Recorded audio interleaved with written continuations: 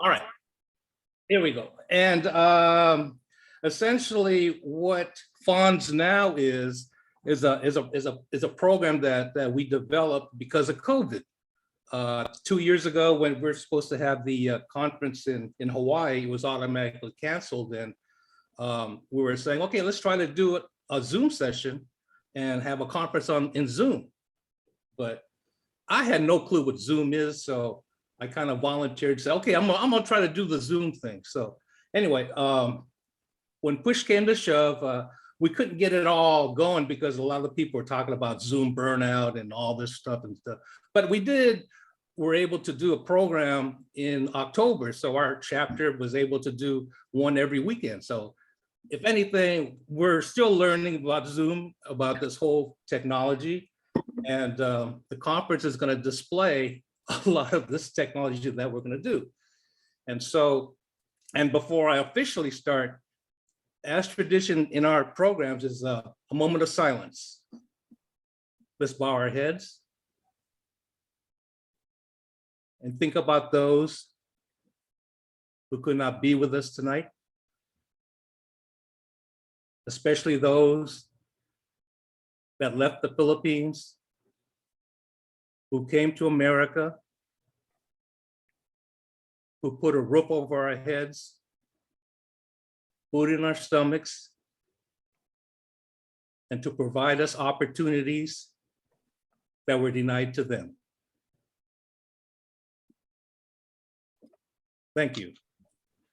With that said, I wanted to share a little description of the place that we're going. If I could do this. This was the first conference at Seattle U back in 1971, August of 1971. This was called the Far West Convention. And this is a little description of the purpose. I just wanted to, so you get an idea as far as where we are as a community back in 1971. And so let me just read this real quick. It is obvious that we Filipino Americans have not really made it in this society. Nowhere at decision-making levels or in economically or politically influential positions is the Filipino found. Nowhere is he known for his achievement.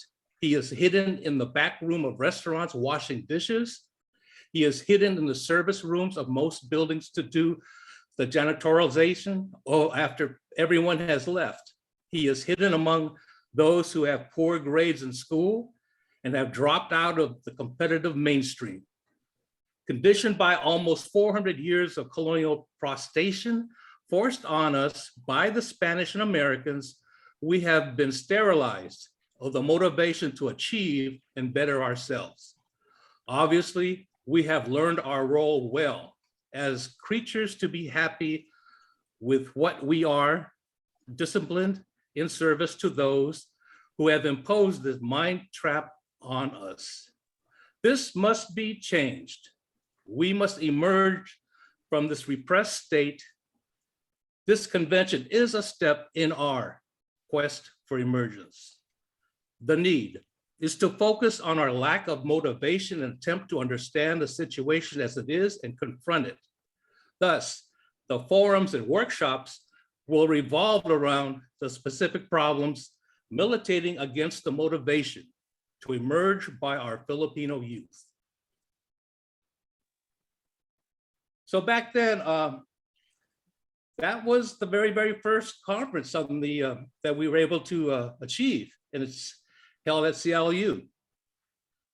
So this conference is held on hallowed ground, because this is the birth of Filipino Americanism. I guarantee you, for those that are going to make the trip out to Seattle, it'll be very, very spiritual. You will be enriched not only by the people of Seattle, but all people that are coming to the convention, the conference, because that's one of the strengths that we have as an organization, is that you will meet people and become lifelong friends. And I was there back in 71. I'm here today. And so I really, really look forward to for you coming to Seattle. It's a big sacrifice, but we will overcome a lot of the obstacles that we wanted to share so you guys get an idea. That's why I said, okay, let's start doing an update. So you get an idea as far as the complexity of this type of conference. Because not only are you going to have live, you're going to have virtual, then you're going to have hybrid, and then you're going to have this thing called Hoover. All this at this conference. And so expect, if anything, there's going to be some glitches, okay? Some of you, the volume may not be right. You're going to be hearing echoes and so forth and so on. But I promise you, the people who are trying to work this are doing the best they can. So let me stop share and just wanted to say thank you for coming tonight in our first update for this conference. And we'll get right to it. Let me go back. And the first one up is our tech guru. I call him the tech guru. His name is Arnel Custodio from Virginia Beach, Virginia, Hampton Roads chapter. He's been working with our chapter since, well, we produced 2 books and he was part of that writing team. He put together all the, what do you call it? What did you do? You did all the, I did the layout of the first book, and then I helped write part of the second one. Yeah. So he's battle tested. He put up a lot of with module stuff, and so Arnel took the task because Barbara lost some personnel because of COVID, and was desperately looking for somebody. I said, well, Arnel could probably do the job. So Arnel, you'll be first up to describe what all the mediums that we will be doing in this conference. Yeah. And if you can, this is a pretty long program tonight. So just kind of hold your questions towards the end. Okay, Arnel. Okay. Hi, everyone. Again, my name is Arnel Custodio, and I guess just on my background, I'm actually from Philadelphia. My parents came over here in the 60s, and they're the typical Hampton Roads story where my mom was a nurse and my father was in the Navy. So we settled here in Hampton Roads in Virginia Beach, and I kind of grew up over here. I really wasn't interested in the Filipino culture when I grew up, and you can say I was a coconut. And when I got older, I got kind of curious, and then I got kind of walked into it. And then in 2004, someone came up to me because I was participating in doing festivals for Philam, and they say, "Hey, we need your help." And I was kind of voluntold into the books that were coming up, the oral histories that we did, and it was a really, really great project. And I've become even more embroiled in the Filipino American culture here in Virginia Beach, as I'm also with our council, our KUFAT, which runs our cultural center here in Virginia Beach. Anyways, I do a lot of the tech background. My background is electronics tech. I was in the Navy for a short period of time, and I've been working in tech jobs. I've run up a bunch of conferences for software. I've helped set them up, and I've actually recently done one Zoom conference for a group that we did, and I had 400 people who signed up and only 200 people showed up. But that's kind of par for the course. And what I wanted to talk about today was to kind of demystify the fact that there's these words hybrid and virtual and in person, and answer any questions if you have any questions about it. My role in Seattle is to make sure all that's running. I'm also helping to make sure that all the rooms where all the presentations are going to have the proper AV equipment in conjunction with working with Seattle University. So just in terms of the terms that we hear, in person means someone's there. That means you're in person, you're there listening to someone speaking, and the presenter is there. If you see something tagged on that says virtual for me means there's no one present in person there. They're all going through the web. Just like we're meeting right now, this is virtual. We are talking online, and we're not literally in front of each other and talking. The hybrid just means that there are presentations that we're going to project into Zoom, and they're going to be, people can come in and listen to those meetings or those presentations, but they will not be able to interact with those crowds that are in that same room. So there's going to be people in person in there. There may be an in-person presenter, and there are going to be people virtually watching that presentation. So that's what it means to be hybrid. We wanted to do it so that people who could not attend, who are at risk, or didn't want to, risk COVID or anything else, they could come in and listen. And also it provides an opportunity for people who couldn't travel there, because travel is relatively prohibitive for a lot of people too. So that's part of that. And the other thing I want to talk about is HUVA. Who has anyone here attended the Chicago or New York? The last, if you attended those, I believe HUVA was used in both of those, right? Or is it just New York? New York. Yeah. New York. So in New York, basically, the HUVA it's like a website, and it allows you to get information about the conference on your mobile device or computer, and you can click on it. It allows you to register. It gives you the schedule, maps, information, all the information about the conference and everything. And so if you need to find out, hey, where do I need to go to see this session, it'll tell you where it is. If it's a virtual session, or if it's a hybrid session, then you can also click on it and view it through the computer. So that's pretty much what I'm going through. I am still, as me and Barbara are concerned in terms of volunteers, I'm looking for people to help me moderate the Zoom meetings, because we're going to have a lot of meetings for those 3 days. There's a lot of content, and I recognize a lot of these names just from looking at the schedule. I've been looking at it, and I'm going through it with a fine-tooth comb to make sure that there are no glitches. My job is to hunt down and kill glitches. So hopefully we're going to make sure that nothing runs awry, or at least be prepared for anything that goes wrong.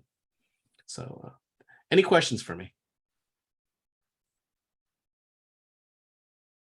Everyone's quiet. Hello? Are there Filipinos in here?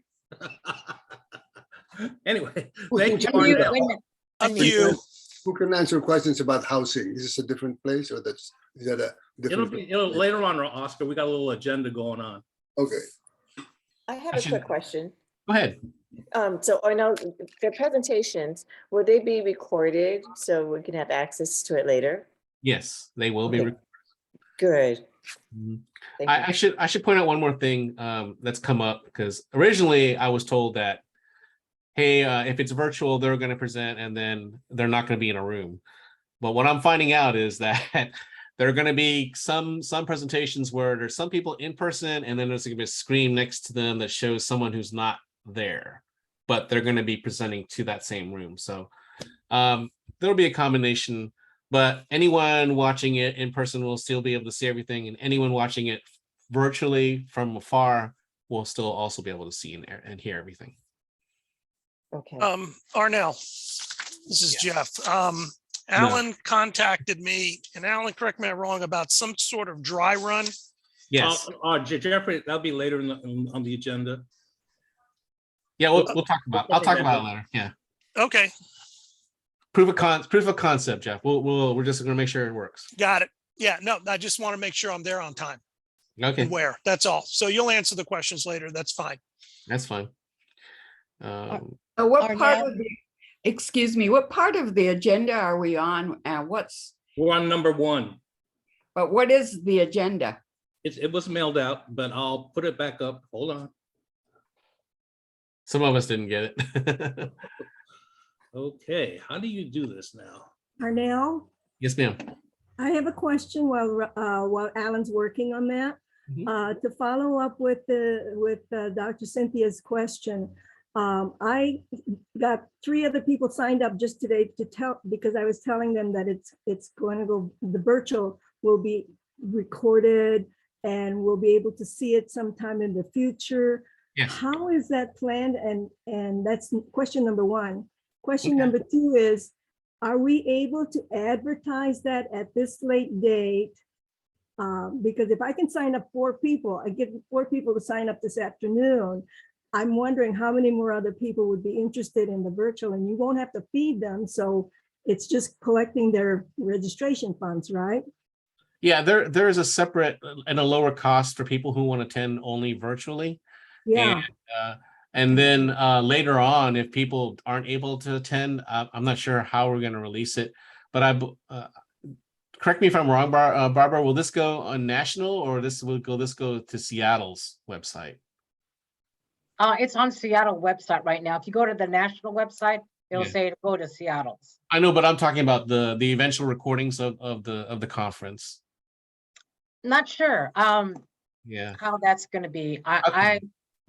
I think it may for sure probably be on Seattle's website because Jerry is responsible for Hoover, Okay. and I don't know if that's Yeah. yeah. I'll say this. I'll say this much.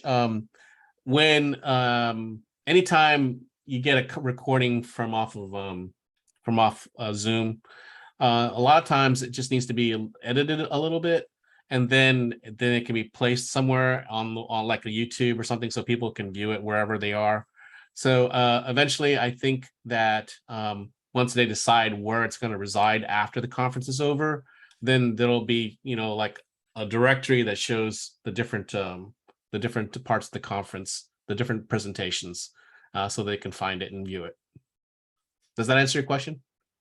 Yeah, I was just curious if that would be a moneymaker for you, because others later on that are planning for conferences like this, and if this happens again, maybe that would be a way of advertising the conference for those that want to be there, can't for all the reasons that you mentioned, but would still want to register, and they wouldn't be any problem in terms of accommodation. But then that would bring in a flow of money for the chapter. That's that's what we were trying to impress upon people for this conference, because I think what happened in the beginning is that we were just wrestling over the fact that we were going to make it hybrid or not, and it was just a late decision. So a lot of the advertising for that fact, like the advantages of doing it, were kind of lost and not put out there for everyone. But you're right. You're absolutely right. It can be a moneymaker because you can have a lot more people attend virtually than you can have people come in and attend in person. So yes, it can definitely be a moneymaker. But in terms of the recordings for after, not set to be something that they have to pay to see. Yeah, and Barbara, your conference is the test run. So, if there's anything that others can do to help you, like somebody who has artistic abilities, maybe they can do a flyer that the chapters can showcase in their areas for maybe a couple of weeks, for the next couple of weeks. I can't even think that far right now. Okay.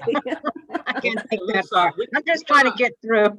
Let's move on, okay? Can you see my Let's give share this one screen to now? Alan then. The agenda? Give this one to Alan. I got a couple of hands raised. Aaron and Manala. Hi, yeah, I had a question regarding the Hoover app. I know that there were like requests for chapters to provide reports and things like that to go into the Hoover app. This is kind of a separate thing that I was reaching out to Terry and Barbara about, but if we wanted to add promotional something to the Hoover app, when would the deadline be to get something like that in there? I would say it was yesterday. You go ahead and answer it, Barbara, but I believe Jerry is the one who's going to need to know that info, right? Yeah, she's inundated right now, making sure that all of the registrations are getting in, because like we have a drop dead date for all of the 3-day registration for the conference. It's going to be July 26th. That's if you're registering for all 3 days. I'll just say that. I mean, she's asking if she can add some advertising. I don't know how they're doing that on. I don't know. I think you're the first one who's asked that request. I don't know how Jerry's handling that. We don't have a drop dead, but I could just ask her and get back to you. What kind of advertisement is it? Well, this is what I reached out via email about COVID distribution, COVID info distribution. Oh, that. Yeah, I think I talked, Mhm. but we don't have a resource for you to follow through on that. That was the issue. You wanted a resource person to distribute that information, right? Well, for one aspect, like putting it into the Hoover app for the conference, but also just if there could be like flyers to distribute it as a hard copy. But that part of it is like secondary. The primary question I wanted to know was like when the virtual flyers the deadline for virtual flyers, if they were going to be. We didn't included have in a the Hoover deadline app. for, we didn't advertise to or solicit people to give us flyers to put on Hoover. I don't know if that's something that we want to entertain, because we only have one person who is loading up and actually managing Hoover, and that's Jerry. But if you ask, since you're asking about it, if there's a flyer, I'm sure that we can accommodate that. And it'll be on the app, and everyone who has access to Hoover can see that information. And I think I told you, if you wanted a person, a resource to be there to hand out the flyers, and to organize or to distribute other things, we don't have that resource right now. We're just too busy with the conference. Yeah, definitely understood. Okay. So Jeff, I guess you had a question. This is not for be decided here, but the final storage place for all this information collected at this conference should be at the archives, and should be in any servers at the archives. If the archives has, I know they're working on the server issue now. Okay. So yeah, I don't know. I don't know what they have for archival purposes. Like you're saying, it's still up in the air, and that's definitely something that National should be talking about. yeah, that's what the Board of Trustees need to discuss. Yeah, you guys When can we get decide there. that. Yeah, Yeah. when you get there. But Yeah. I mean, like if Seattle saves it somewhere, then we can move it. You're a historian, Jeff. You know, anytime I talk to my archivist friends, they're like, paper is number one. So Well, I don't yeah, know how paper they're is gonna number do one, but we got to look at a lot of archives, Yeah, I know. and I a know. lot of them are putting together virtual and paper archives. So they're going both ways. Yeah. We need to be doing the same, because yeah, I agree. I mean, and we'll talk about it there. I mean, there are some things we Yeah. can ask the presenters to do. Having been to the archives last year and looked at the way they store stuff, but for this, the recordings, you got no choice. They got to go someplace virtual. They should go. That's the only place you can They put should them. go to a major major company like Google, Amazon. Are you guys there? Yeah. Google or Amazon or Apple, where they maintain the hard drives and they maintain the data. Because if you go to a small company and they disappear, and then the technology's aged, then you'll lose your data unless you keep up with it yourself. It's just a lot of upkeep. So yeah. So Jeffrey, I'm going to count on you making a recommendation. What's going to be the best way for us to store the recordings? That's Okay. And like I said, it's going to get down to money in the end. We all know that. Oh yeah, So, right. all right. No, I just want to raise the issue, because that gets to That's a good something one. Alan said. This is so important. Oh yeah. You know, after Alan and I are long dead and gone, and that's not that far away. You know, we need people, because Dorothy will outlive us, but we're mere mortals down here. Yeah, it's somewhere where 10, 15 years from now, people can still access it, 20 years from now. Yeah. Okay, moving on. Well, Arnell, I got a question for you, Arnell. Oh, man. Sorry, man. Arnell, I got a question.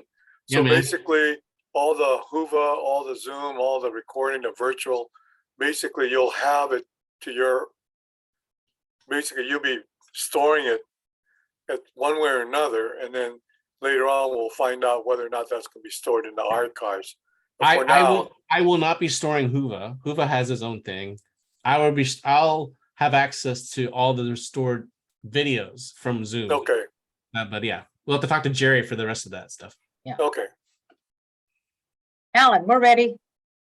Can I just, before you move on, is just We very only got a quickly, half hour my left. understanding, I know, my understanding is that for those, because it is virtual, we're supposed to have access to, as long as you paid, and through Hoover, we can pick and choose whichever workshops after the conference is over. Is that correct? For a 3-month period?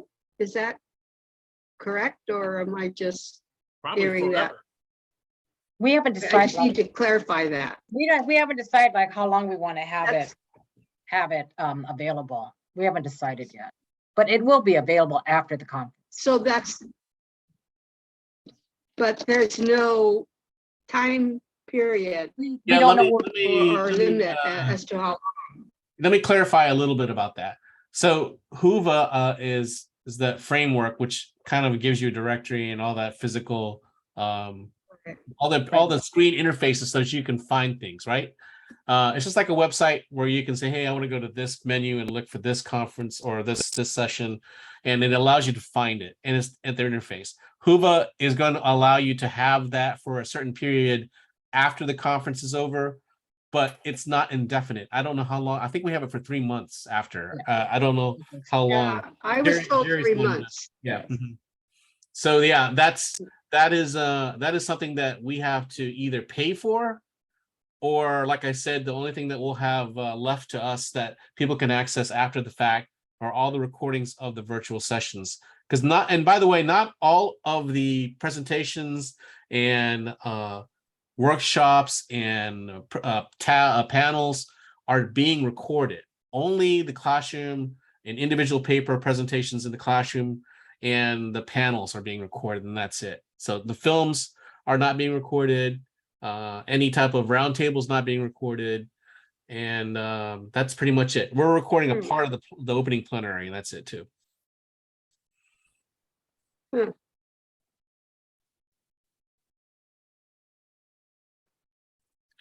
Okay, I think that's closer there.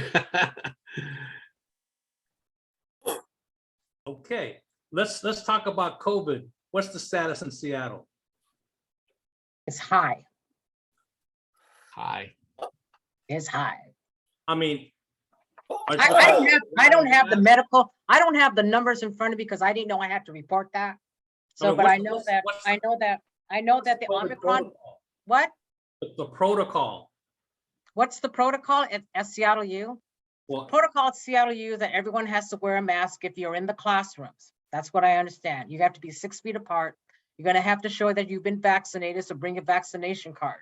Or if you haven't been vaccinated, make sure that you have been tested negative at least 48 to 72 hours prior to check-in. But right now, to me, it's like before you come to the campus, you should take a rapid test, and see if you test negative. Because I know the Omicron variant, it doesn't even matter. If you've been vaccinated, if you've got all your boosters, you still can catch it. And there's going to be, areas where it's going to be pretty crowded. Seattle Times is reporting 844 cases a day right now. It's high. Wow. So the school itself has a policy. They follow, I believe they follow the state, and I posted it in chat, the link to it that goes to from their website. So if you want to see in print what their actual policy is, you can just go to there, and that's exactly what their policy is on COVID right now.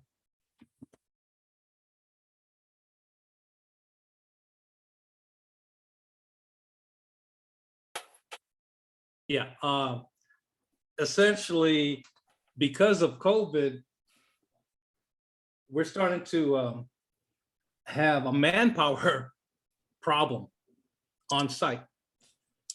And I just wanted to share with you that Barbara tried to recruit, like, for example, students, their FASA, their Student Association at Seattle U, to help out, for the conference.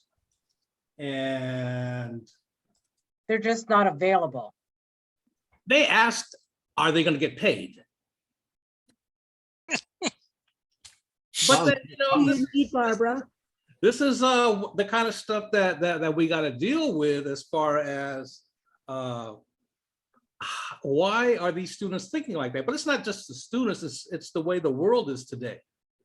Now, if you looked at that 1971 statement that I shared with you in the very beginning, a lot of those people, they would just love to just go check it out, to see who's going to be there. But the attitude today of today's student is a little bit different, different in the sense of that. So what does that say? Arnell's going to need at least, what we say, about 30 people per session, Arnell, to man all the. No, 30 for the day, probably. I mean, to put throughout the whole, to cover the whole thing, correct? Yeah, it's that.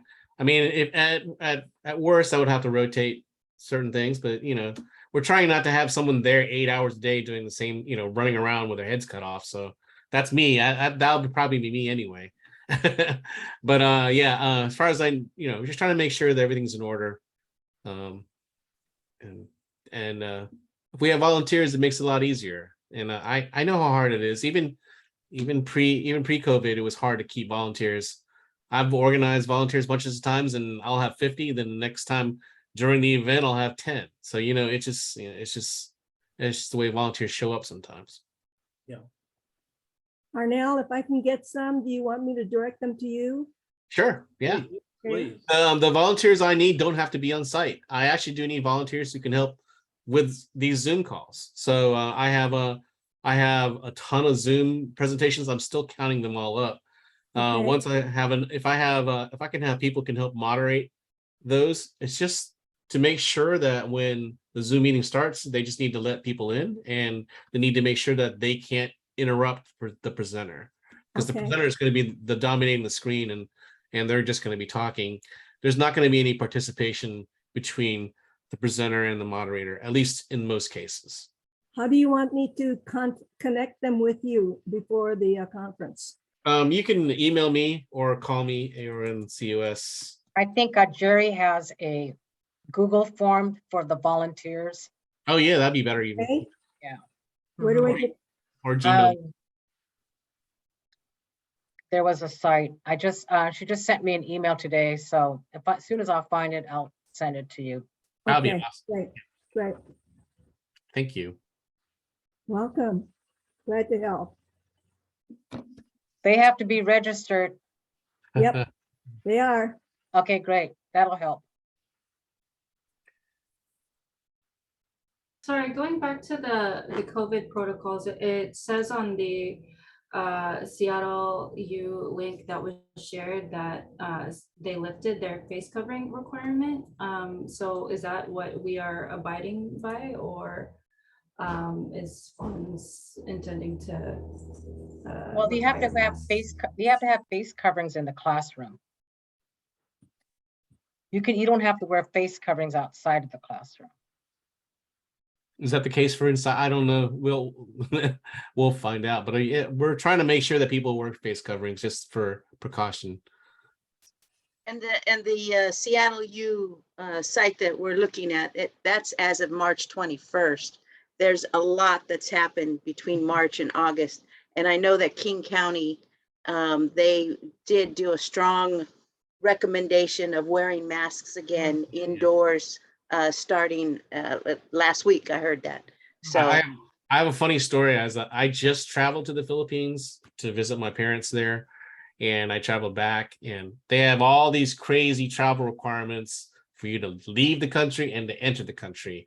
By the time I came back, Biden had lifted the requirement for you to test to come into the country, and I had just spent a ton of money to test again to come back home. So I was a little upset about that because I spent money for no reason. But also, I noticed that in the United States, a lot of people don't want to wear the coverings unless you're in a close situation, like in a plane. But even in the airport in LAX, people will be announcing it, and no one wears it. So I think for our part, because we're dealing in a classroom in the Seattle, even if they say, hey, no face coverings are required, we'll recommend it at least.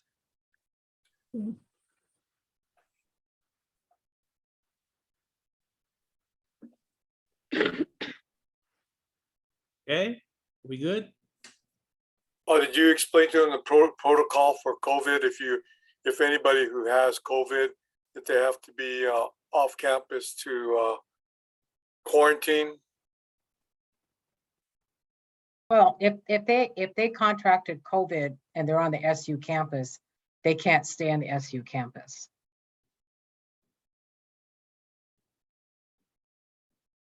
Well, for those who haven't been there, good news is there's a hospital right across the street from Seattle University. So that's the good news.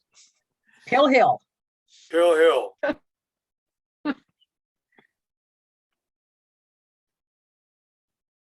Okay.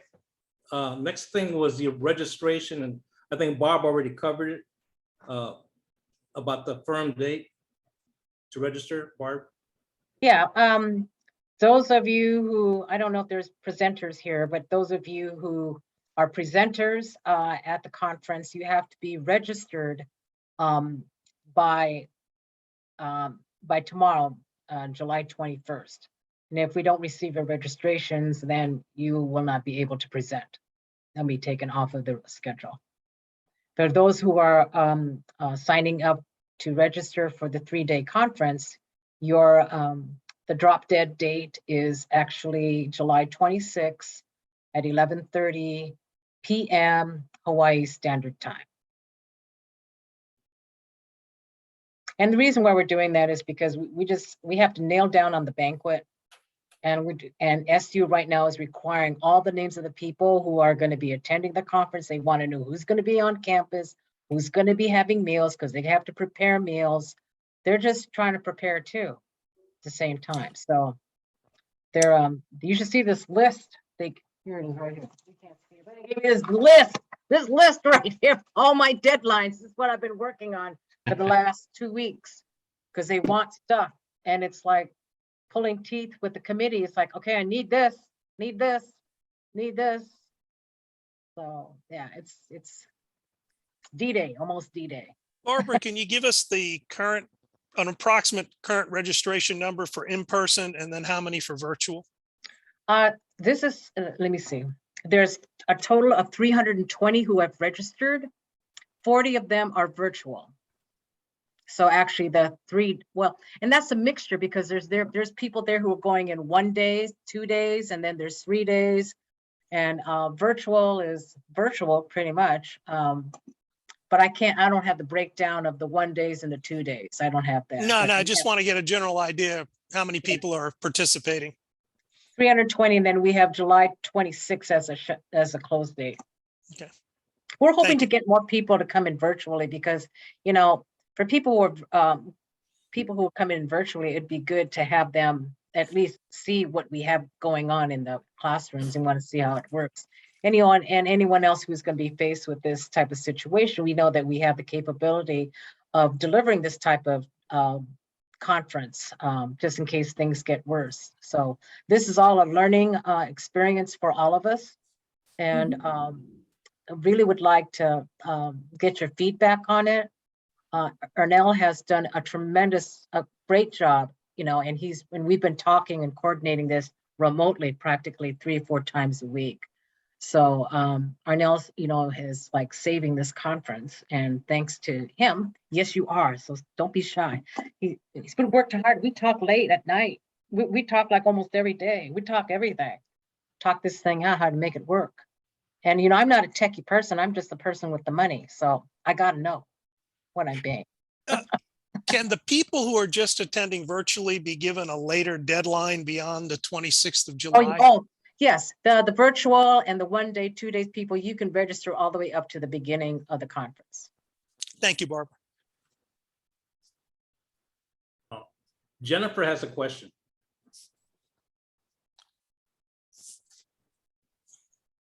Jennifer, or just Jenny? Who's Jennifer's that? I don't know, it's got a Sorry, I'm using my wife's computer, so. Oh, okay, no problem.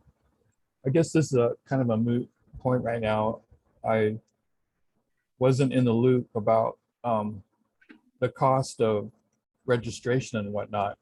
And there were at least 7 or 8 of us that wanted to participate in our panel discussion, a tale of two cultures. Yeah. But some of them are family members, and at this time, I guess by tomorrow, you're supposed to have registration in, Yes, and that's including the payment. yes. I think it's like 150 for each individual. So I was just wanting to make that distinction, like if you just wanted to present and then had nothing else to do with the conference. You could just do one day. You're scheduled on Thursday, Yeah, Thursday at 2 o'clock. 1:10. But Yeah, does that mean that we still have to pay the registration fee if we're just gonna One go on day. and present and then that's it? yeah, And we're out of here? yeah. Are you virtual or what? You're in person, right? It's a hybrid. Some of them are going to be there in person, and some of them are not. Yeah, Uh-oh. that's it. Yeah, you can most of the presenters are registering for one day and they're done. They go. But You do can they do that. still have to pay the Yes, you do. registration fee? Yeah, it's $65. If you're a member, it's $65. No, Okay. yeah. Well, if you're the virtual person, if you're virtual, we had you for 100, I think. Okay. Non-member. Yeah, that's why, I was just like out of the loop and I wasn't getting your emails because it was going to a junk mail. And I almost never checked junk mail. And then I hear like a week ago or so that there's this registration fee and Yeah, well, I believe the program committee told all the presenters that if you are presenting and you've been accepted into the conference, that you are required to pay registration fee. okay.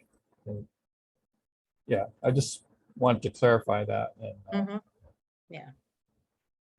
it's, I guess some of my members, my family members were asking, well, isn't there just one fee for one presentation, or it's the entire Yeah, for each group of person. people? Yeah, Okay, per person. Yeah, thank you for that clarification. you're welcome. Anything else? Anyone else have questions? Yeah, this year, there are over 150 presentations that have been accepted, but the schedule, to be on the schedule, to be in the program, they have to be paid registered. You got to be registered and paid. So that number is going to be greatly changed. And that's why the programming committee is having a hard time trying to put people in certain slots because we're not even sure if these guys have paid or not. But tomorrow is the deadline for that. And yeah, that's it makes it difficult given, you've got, like you said, they're only going to be there one day, then you have to figure out hybrid, you got to figure out virtual. And it's one of these things that we had to make a firm decision, and that's the way it is right there. And it was kind of hard because I also too feel that the information, we could have done a better job to make sure that that was clearly understood. And that's a learning process. So you're not the only one there, partner. What is your first name? I can't say Jennifer. What was your first name? I think, oh, there he goes. It's Richard. Richard, yeah, you're not the only one, Richard. So that was a good question. And for future, we're going to learn that to make sure that everybody knows before they even present or even think about presenting that they have to register. Well, may I make comment there, because program committee had notified all the presenters, like their proposal has been accepted. And then they went back out and told them like which day that they would prefer to present and in what method they want to be preferred to deliver it. Then they went back again and told them, okay, if you're going to be doing this, we would like to schedule you to make sure that you're registered, and they gave the amounts. So they kept on going back, and then they even did telephone calls. So my point is that the program committee did a lot of work trying to contact presenters, and some of the presenters never returned the call, they returned email. Some of the email was not correct, so they couldn't communicate. It was very difficult trying to get a hold of presenters, getting information, but 4 months trying We to get a hold of people. We should also say that the people on the presentation committee, they've been working their asses off. They really have. They've really gone through a lot. So it's still a work in progress, and we're trying to wrap it up. Yeah, because some of them, they were out with illness, other social, health issues. So yeah, these guys they're not all young chickens either, So it's like,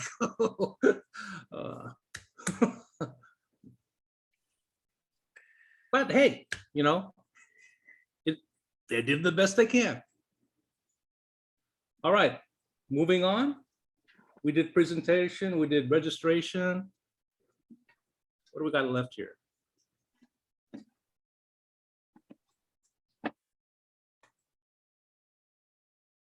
Presentation, tours. Right? Are we on tours number 6? You can talk about that, Alan. Okay, let me get back here. At the in the very beginning, when I say very beginning, September 2021, we were planning on doing tours prior to the conference, where we were going to go to Yakima on Monday, and then Bainbridge Island on Tuesday, and on Wednesday we'll do a Seattle tour. And because of the increase in COVID, we decided not to do those tours because we didn't want, the Yakima community and the Bainbridge community. They felt they didn't feel safe that because of the COVID presence. But in the past 2 weeks, we're going to take a chance and do a Seattle tour on the day of August the 10th, where we're going to go from Seattle U. It's a 5-hour tour, Leonard, and then wind up at Immaculate, where you have the welcome reception. And so but that's only limited to the first 35 people to sign up.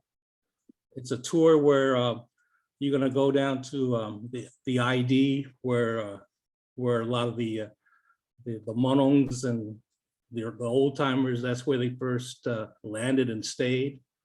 You go up to Jose Rizal Bridge and Park. Then you visit the grave of Carlos Bolason. Also planned would be a lunch at Ivor's Salmon House on Lake Union. Then we're going to visit Uncle Fred's grave. Then go down to Seward Park along Lake Washington. Eventually get to the Filipino Community Center, and then back to Seattle U Immaculate.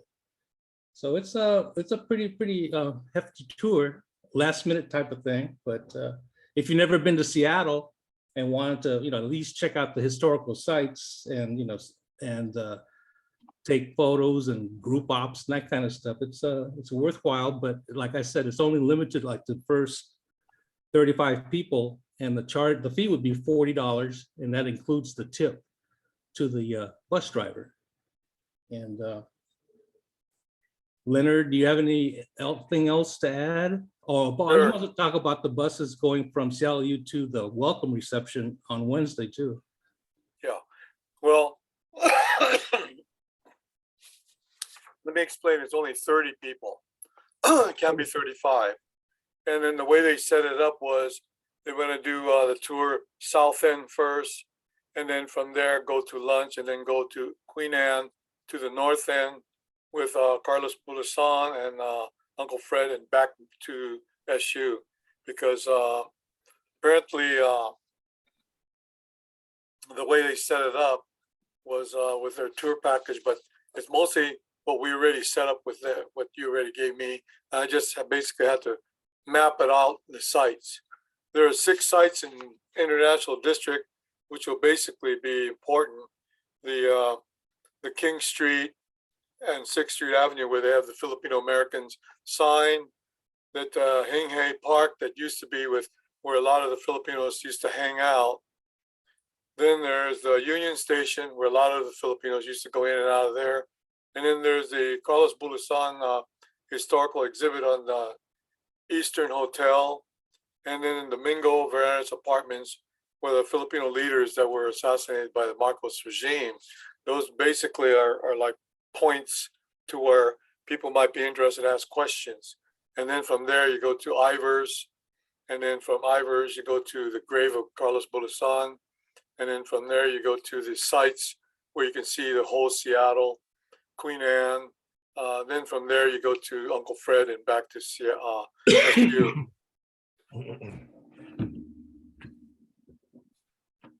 So it's first come, first serve. Loading up is 9:30, and departure morning, when we get there 9:30 at in the 3:30. morning. Okay, so when are you going to start the signups? And where? As soon as Alan gets the people to sign up, you know. Alan's going to get the people to sign up. This is Seattle's tour. Well, I know, but I like I said, I'm only just getting the tour bus. Okay, yeah, Alan, you're in charge of this, right? Sure. How are you going to advertise that? Or are you going to pick names out of like who was ever registered already, or? I'll figure it out. Okay. Yeah. Remember, it's first come, first serve. So whatever Alan gets from somebody say, I'll go, he'll just put their name down right away, because like there's only 30 slots.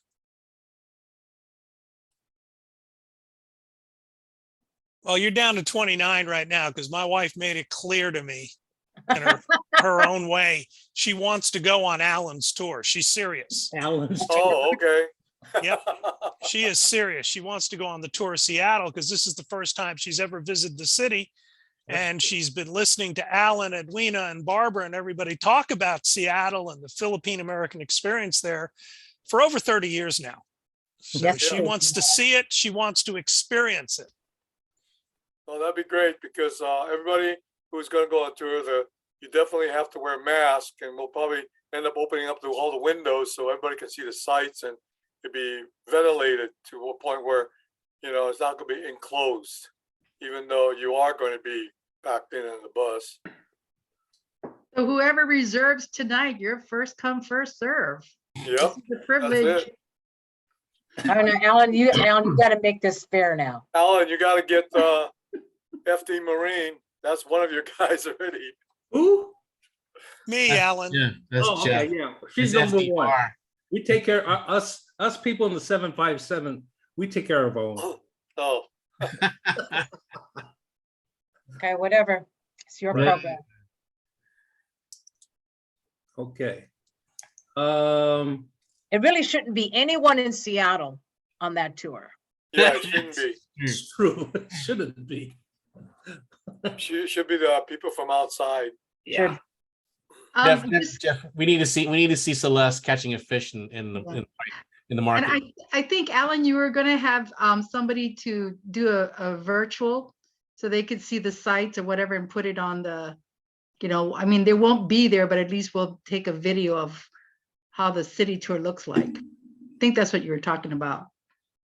Well, yeah, the virtual part is going to be given to you, Arnell, right? And you're going to put it on Huva or Zoom. Just put it on YouTube, sure. Yeah. Okay, Arnell, anything I'm else? going to buy Alan? you a lot of beer when we're in Seattle, dude.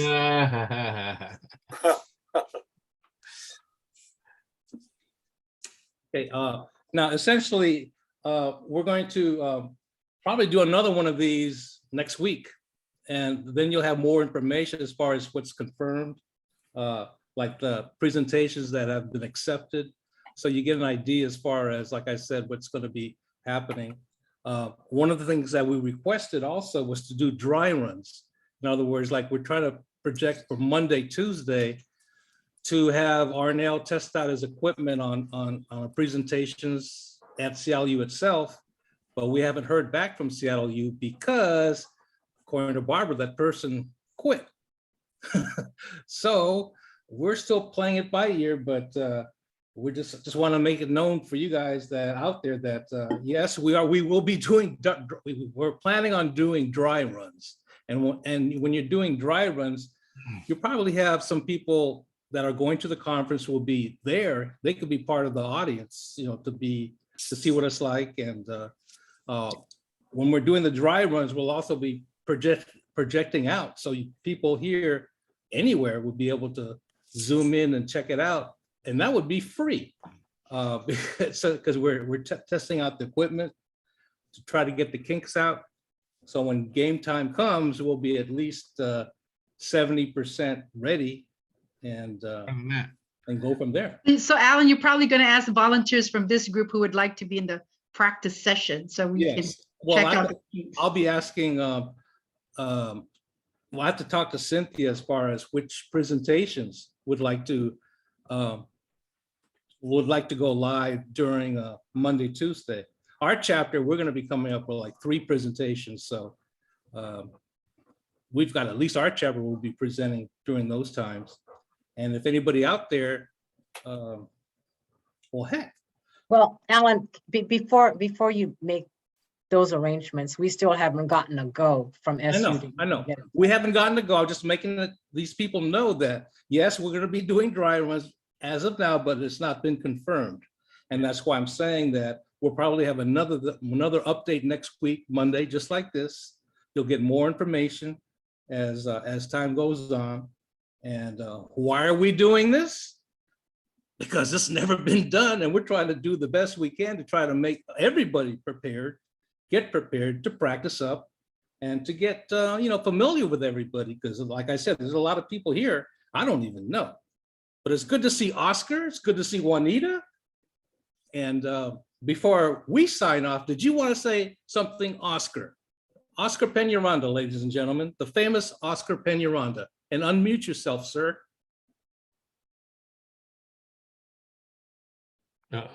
Yeah, hi, how are you doing? I'm not really, I was just, I think I just pressed the wrong button, and I was gonna ask you guys about the housing, because I paid something and I don't know what it was, because it was double and then single. That was the only thing that I wanted to ask you in the beginning. But I wanted to ask you, as far you guys, as far as the different workshops, people were asking me about it, and I didn't know. So are there San Francisco presenters that you want me to alert or something? Because they were asking me questions about it, and I didn't know what answers to give them. You could give any answer, Oscar, whatever you say. All right. In terms of the dry runs, I wanted to say that from my point of view, my concern is to make sure that people can be seen and heard, and really the biggest headache of video, surprisingly, it's not the video quality, it's the audio quality. So we want to make sure that people can be heard when the presenters are presenting, whether they're there in person or they're there virtually. So my goal is to make sure that when we do the dry runs, we know that that's going to happen.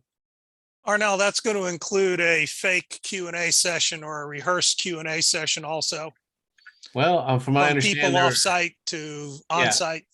Well, what I have said about if there's going to be Q&A sessions, because they're not going to be a lot of time for Q&A sessions, but for those places where there will be some, I've requested that a microphone be placed with a stand where people can ask the question so that their question can be heard. Can I get a copy of this that's on this, Alan, that you have put up there? The schedule as it exists as of the 11th? Oh, I'm sharing that's an old schedule already. It's old, yeah. Okay, I will wait. I'm just putting this up real quick to show you guys that this is not confirmed, you see, but at least you'll get a taste as far as some of the presentations that will be happening. That's Thursday. I can't see it, Alan. You can't? Well, it's too small. You can't read what the description of the. Oh, well. Well, I got my glasses on. I can see it. Some people can see it. I don't know. Yeah, we're seniors. You gotta make it big.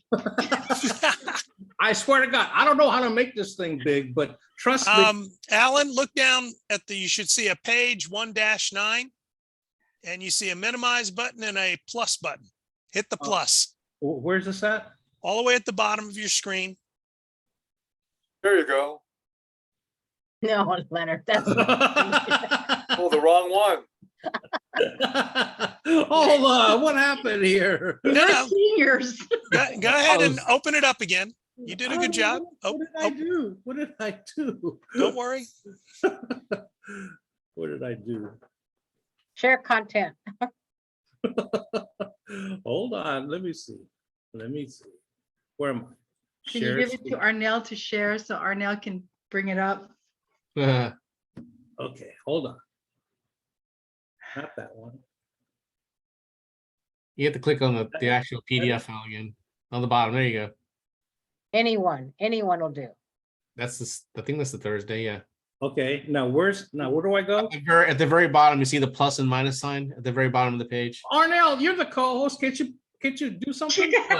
No, that's on your computer. That's not on mine. Sorry. Okay, on the very bottom says mute, stop video. No, not there. It was just there on the page when you were looking at it. Click on the document again. There you go. Hold on. There you go. There, it's right there. You see the black and white? It's a Alex, it's black and white. It popped up. It's a pop-up Yeah. on the bottom of your screen. You see it? You can't barely see it. You can't see. I see it, and I'm in. Yeah, I see it. You do? We all see it. The Zoom, Late, it would the disappear. Zoom options might be blocking it for you. Yeah. That's probably The what Zoom tool. Yeah. You can move that, maybe. You I can. can. There you go. Get closer to the box. Oh, here we go. Go back to the box. There you go. There you go. There it is.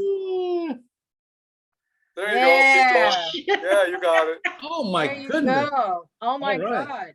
God. Okay, here you go. Teamwork. Here we go. Here we go. Now, It's not squint print anymore. everybody see that now? Oh yeah. Well, if you stop, Now let me go. Let me take to the beginning. There's some really, really good stuff here. Okay. Like, well, here, I'll just go down. The Campion, you got these are the round tables.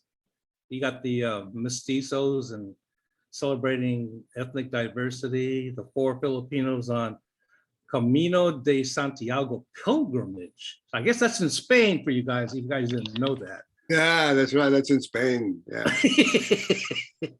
Here's this. My name is not X.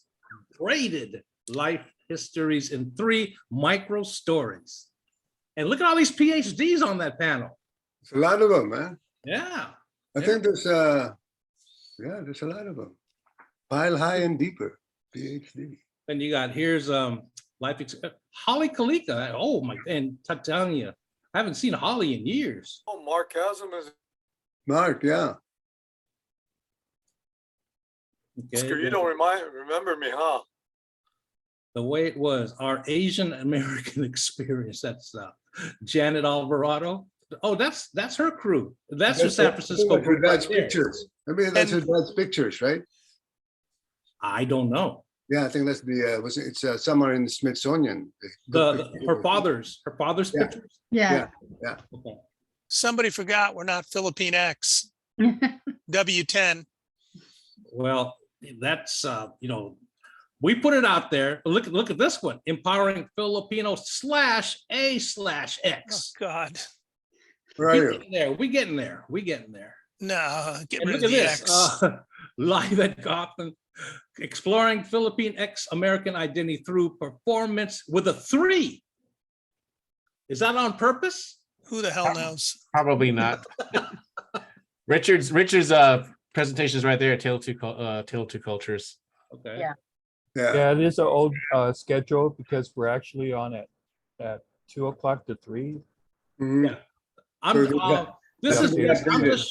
just showing what's been submitted, so you guys get an Right. idea of all the diverse the diverse subjects, and it's pretty amazing.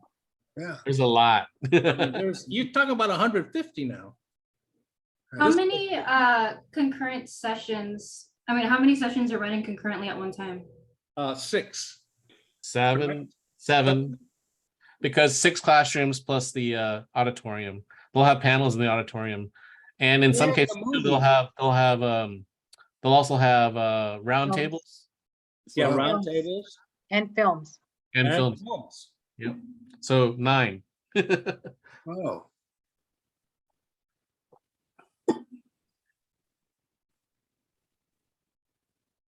Yeah, a lot of these people I don't even know.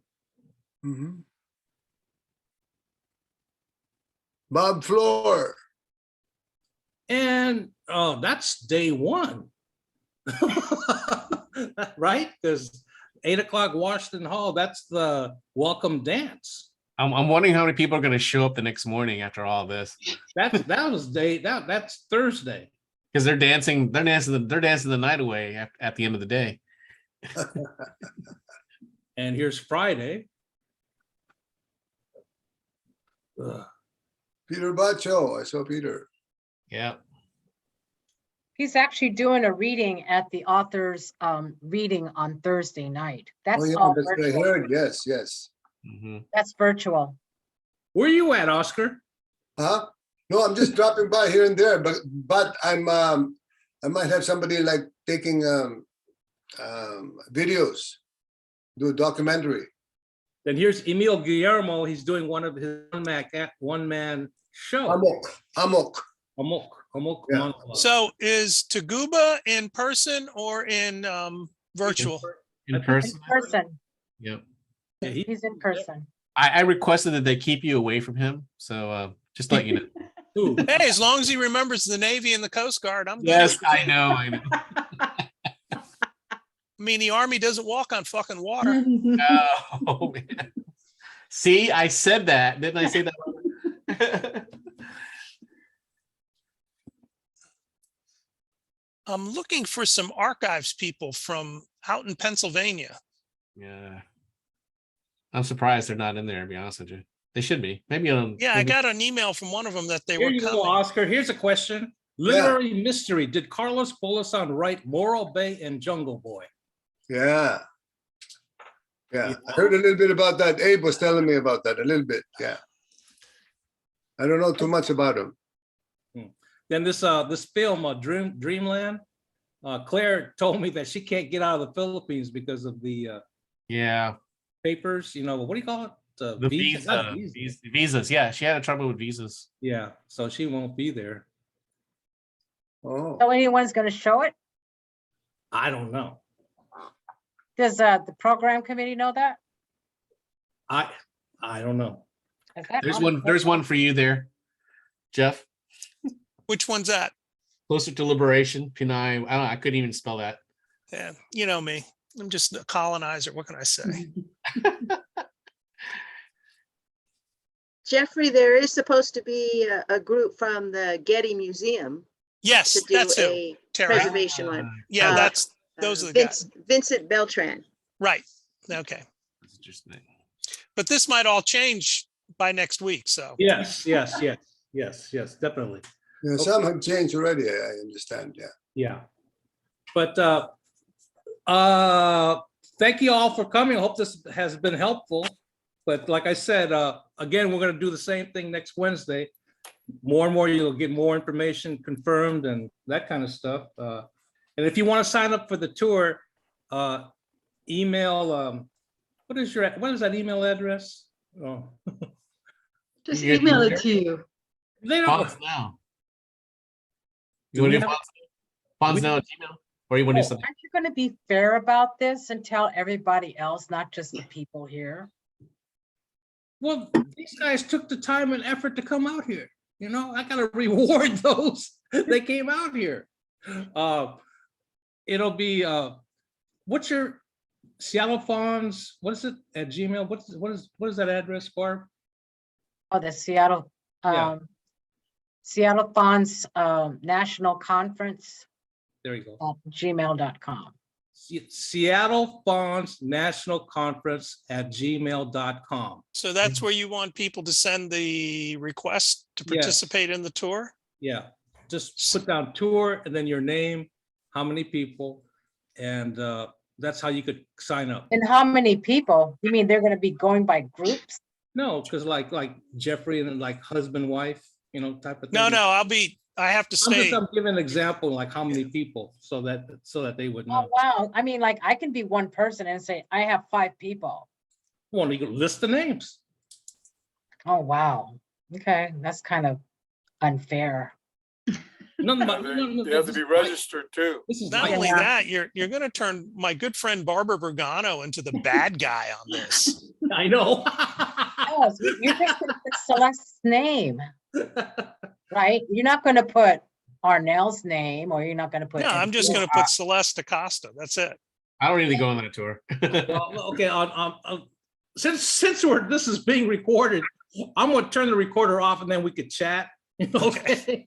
But before I sign off, I just want to thank everybody, for attending this, the first ever update of our national conference that's going to go hybrid, live, virtual. We're making history. Be proud of it. Be prepared, and we're going to have a good time. So until next week, let me stop recording and